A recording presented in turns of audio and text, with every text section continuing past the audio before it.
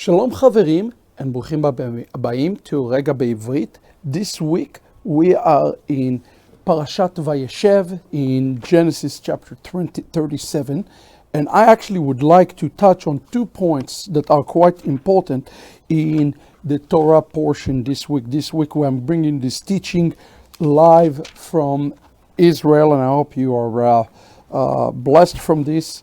And it says here in the Torah portion, I would like to bring a couple of points. It says in verse 3, it says on Yaakov, it says, Ve'asa lo kutonet pasim.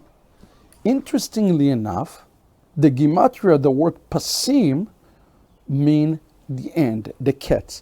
Somehow through this conflict that brought the division between them, the pasim, the stripe, okay, we get the Hebrew word piyusim, which means reconciliation.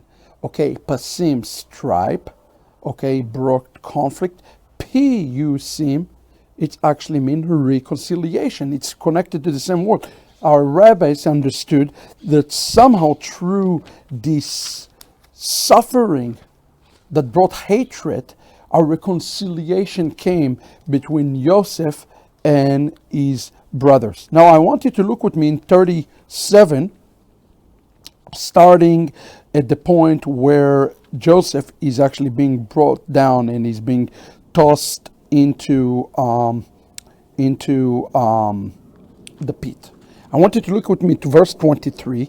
We see something very interesting on the prophetic level. It says, Vayehi ka'asher ba Yosef el Echav. When Joseph came to his brother, Vayefshitu et Yosef et kutnato. Okay, it didn't say that they took off his clothes. That's not what it says. It says, Vayefshitu et Yosef et kutnato. Okay, this is quite important. The Hebrew word yafshitu, hafshata, talking about ripping something else from him. His glory, his kavod has been taken out of him. Interestingly enough, this word yafshitu, comes from the word pashat or lahafshit, pashut, is taken more than his clothing. We see this word is not by coincidence mentioned with the high priest. Aaron, when he died, it says, and Moses took off his clothes and vayafshiteu. And he almost made him naked. Well, if he took his clothes, why did it say that it made him naked? Because there are two types of taking off the garments. One of them is the physical clothing, and the other one is the garment of glory. Okay, and that is exactly what happened with Yeshua. And then, interestingly enough, you must ask the question, what clothing did they give him? Well, you see the answer in verse 31 and 32. It says in verse 31, Vayikhu et kutonet Yosef, vayishchetu Sa'ir ezim. What is Sa'ir ezim? Sa'ir has come from the word Sa'ar, or hairy, or things that are hairy. And then the ezim is the goats, so like a hairy goat or scapegoat, okay? And they dip it, vayitevelu et akutonet badam. Okay, this is actually very significant. They dip it into the blood. The word dam come from the Hebrew word Edom. So you see two references to Esav in this. Dam for Edom, and then Sa'ir, hairy.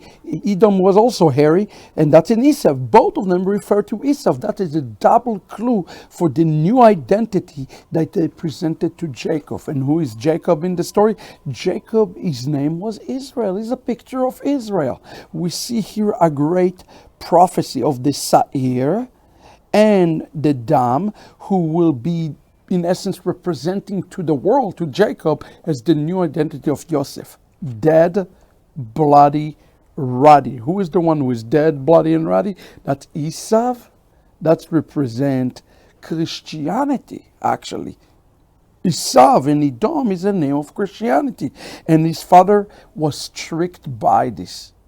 Okay, this is quite important to us to understand. Israel today is deceived because they see Edom.